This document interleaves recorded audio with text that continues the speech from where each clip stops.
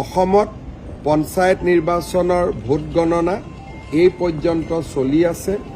ভাৰতীয় জনতা পাৰ্টি আৰু এজিপি আমাৰ মিত্ৰগোষ্ঠীয়ে প্ৰায় ৩০০খন আসনৰ আশে পাশে গৈ আমি থিয় দিছোঁ। আজি আমি কাৰ্যালয়ত সমবেত হৈছিলোঁ যে চূড়ান্ত ফলাফল আমি পাম, কিন্তু আমাক জনোৱা মতে নিশা 12 বজাতহে চূড়ান্ত ফলাফলসমূহ আহিব।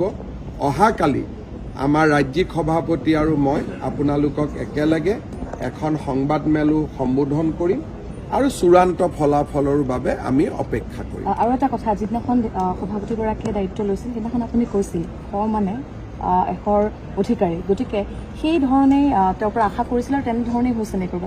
এতিয়াতো আমি নহয়, আমি ৩০০ পাইছিলোঁ। গতিকে আমাৰ বৰ্তমান যোৱাবাৰ আমি 220টা পাইছিলোঁ, এইবাৰ আমি ৩০০ৰ ওচৰলৈকে গৈ আছোঁ। আমাৰ চৰকাৰৰ যোৱা 4টা বছৰত জনমুখী যি কাৰ্যকলাপ, বিশেষকৈ অসমৰ মহিলা সমাজে আমাৰ দল আৰু আমাৰ প্ৰাৰ্থীসকলক হিয়া উজাৰি আশীৰ্বাদ দিছে। মই অসমৰ মহিলা সমাজক প্ৰতিশ্ৰুতি দিছোঁ যে যি সংকল্প আমি নিৰ্বাচনী সভাসমূহত আপোনালোকৰ সন্মুখত লৈছিলোঁ, প্ৰতিটো সংকল্প আমি কাৰ্যত ৰূপান্তৰ কৰিম। আমাৰ কৰ্মসূচী আমি সম্পূৰ্ণ 100% ৰূপায়ণ কৰিম। এই বিজয়ৰ 100% কৃতিত্বৰ অধিকাৰী আমাৰ অসমবাসী ৰাইজৰ আশীৰ্বাদ আৰু আমাৰ কাৰ্যকৰ্তাসকলৰ অমোঘ আৰু অত্যন্ত পৰিশ্ৰম।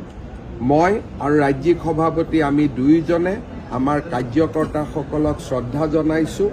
অসমবাসী ৰাইজৰ আশীৰ্বাদ আমি আমাৰ শিৰত বিনম্ৰতাৰে সৈতে গ্ৰহণ কৰিছোঁ।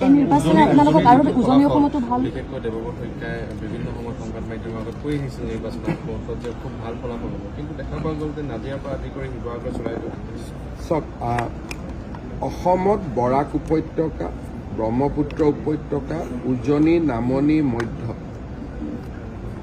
আমি উত্তৰ অসম, এনেকুৱা এটা সমষ্টি নাই য'ত আমি ভাল ফলাফল কৰা নাই। আৰু মই ভাবোঁ যে বিধানসভা নিৰ্বাচনলৈকে আমাৰ সন্মুখত যিমানকেইটা কাম আছে, আমি যদি সুন্দৰভাৱে জানুৱাৰী মাহলৈকে সম্পূৰ্ণ কৰিব পাৰোঁ, বিধানসভা নিৰ্বাচনত ইয়াতকৈও আমি ভাল ফলাফল দেখুৱাব পাৰিম।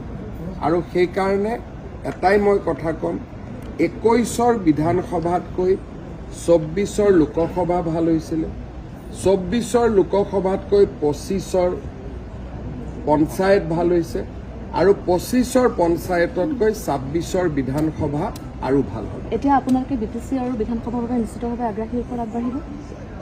আগ্ৰাসী শব্দটো ক'লে কোনোবাই কষ্ট পাব, গতিকে মই নিগেটিভ শব্দ মই ব্যৱহাৰ নকৰোঁ।